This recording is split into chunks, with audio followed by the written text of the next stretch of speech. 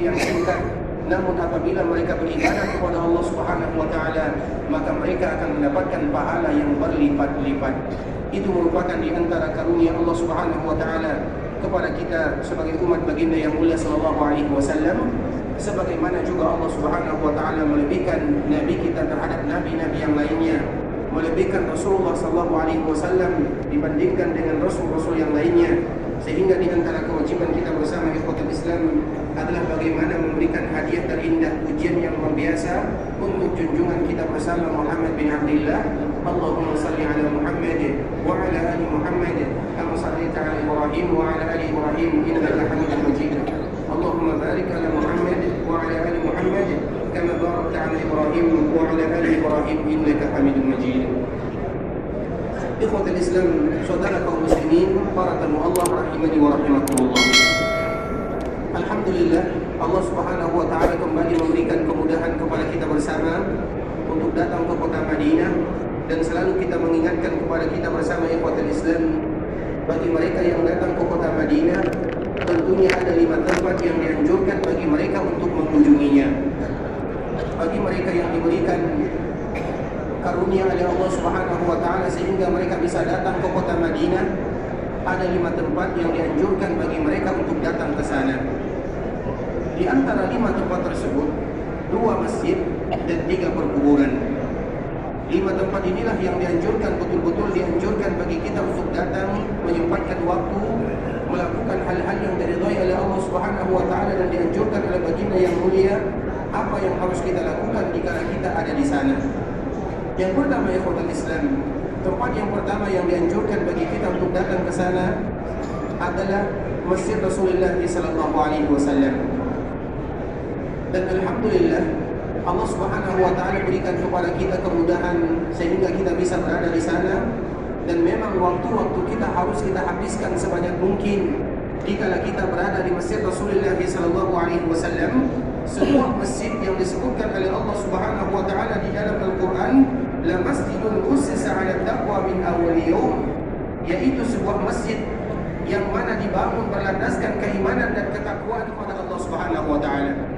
Sehingga sejatinya kita sebagai seorang muslim, dikala Allah Subhanahu wa taala berikan kesempatan tersebut kepada kita bersama, agar kita betul-betul memanfaatkan waktu kita untuk menghabiskan, memperbanyak waktu tersebut, agar kita selalu berada di dalam Masjid Rasulullah sallallahu alaihi wasallam, karena memang tujuan kita yang paling pertama dan utama jika kita datang ke kota Madinah adalah bagaimana kita selalu berada di Masjid Rasulullah sallallahu alaihi wasallam untuk meraih pahala sebanyak-banyaknya, dan tidak ada keutamaan yang ada di dalamnya kecuali kita ingin mendapatkan bagian daripada keutamaan yang dijanjikan oleh Allah Subhanahu wa taala dan yang disebutkan oleh Rasulullah sallallahu alaihi wasallam. Tentunya adalah Masjid Rasulullah sallallahu alaihi wasallam. Dan kita tahu bersama ikhwatul Islam, Masjid Rasulullah sallallahu alaihi wasallam yang mana pertama kali dikala Nabi datang ke kota Madinah, Nabi sendiri yang membangun masjidnya bersama para sahabatnya. Karena Masjid Rasulullah sallallahu alaihi wasallam merupakan pilihan dari Allah Azza wa Jalla, di mana lokasinya, di mana tempatnya, Allah Subhanahu wa taala yang memilih menjadikan lokasi tersebut untuk dijadikan masjid bagi Rasulullah sallallahu alaihi wasallam dan juga masjid bagi kaum muslimin.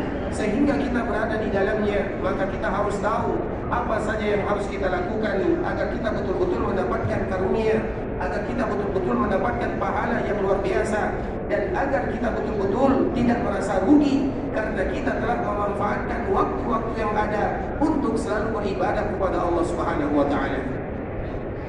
Rasulullah sallallahu alaihi wasallam banyak menyebutkan di dalam hadisnya ikhwatul Islam, terutama bagaimana keutamaan yang ada di dalam kota Madinah, terkhusus bagaimana keutamaan yang ada di dalam Masjid Rasulullah sallallahu alaihi wasallam. Jika kita berada di dalam Masjid Rasulullah sallallahu alaihi wasallam, tentunya ada beberapa ibadah yang dianjurkan bagi kita untuk melakukannya. Yang pertama dan yang paling utama, ibadah yang betul-betul dianjurkan bagi kita melakukannya adalah ibadah salat. Sebuah ibadah yang luar biasa, sebuah ibadah yang Allah Subhanahu wa taala wajibkan kepada kaum muslimin siang dan malam, sebuah ibadah yang mana di sana seorang hamba selalu bermunajat kepada Rabbul Izzat wal Jalal, satu-satunya ibadah yang Allah Subhanahu wa taala wajibkan kepada nabinya di langit, sedangkan semua semua ibadah yang lainnya diwajibkan oleh Allah Subhanahu wa taala jika Nabi sallallahu alaihi wasallam berada di bumi. Kita melihat sedikit ikhwatul Islam, terutama bagaimana Allah Subhanahu wa taala mewajibkan kepada Rasulullah sallallahu alaihi wasallam ibadah tersebut, sehingga betul-betul ditegakkan bagi kita untuk melaksanakan secara maksimal. Kita betul-betul berusaha semaksimal mungkin bagaimana setiap kali kita melaksanakan ibadah tersebut agar kita betul-betul khusyuk di dalamnya, agar kita betul-betul mendapatkan pahala di sana. Karena beribadah terutama melakukan ibadah salat di dalam Masjid Nabawi ataupun melakukan ibadah salat di dalam Masjid Haram tidak sama dengan ibadah-ibadah yang lainnya. Pahalanya berlipat ganda yang disediakan oleh Allah Subhanahu wa taala sebagaimana yang disebutkan oleh Rasulullah sallallahu alaihi wasallam di dalam hadisnya. Kita menyebutkan sedikit ikhwatul Islam. Di dalam Rasulullah sallallahu alaihi wasallam ada di kota Mekah, yang mana orang-orang yang senantiasa membantu Nabi sallallahu alaihi wasallam dipanggil oleh Allah Subhanahu wa taala. Pamannya bernama Abu Thalib dipanggil oleh Allah Subhanahu wa taala. Istrinya yang senantiasa mendampingi dirinya dengan jiwa dan hartanya dipanggil oleh Allah Subhanahu wa taala. Kemudian pada tahun tersebut disebut dengan Amul Husni, yaitu hari dan tahun kesedihan, di mana Nabi sallallahu alaihi wasallam betul-betul merasakan kesedihan yang luar biasa. Kemudian pada akhirnya pada tahun itu juga, walaupun di sini terjadi perbedaan para ulama, maka Allah Subhanahu wa taala memberikan hadiah yang luar biasa kepada baginda yang mulia dengan peristiwa yang semuanya kita kenal dengan kalimat Al-Isra wal Mi'raj. Peristiwa Isra artinya adalah di mana Allah Subhanahu wa taala memperjalankan baginda yang mulia sallallahu alaihi wasallam di malam hari. Karena kalimat Isra adalah perjalanan yang dilakukan di malam hari, yang mana Allah Subhanahu wa taala menyebutkan subhanalladzi asra bi'abdihi laila minal masjidil haram ilal masjidil aqsa. Maha suci Allah yang telah memperjalankan hamba-Nya dari Masjidil Haram menuju Masjidil Aqsa di malam hari. Tentunya yang diperjalankan tersebut adalah baginda yang mulia sallallahu alaihi wasallam.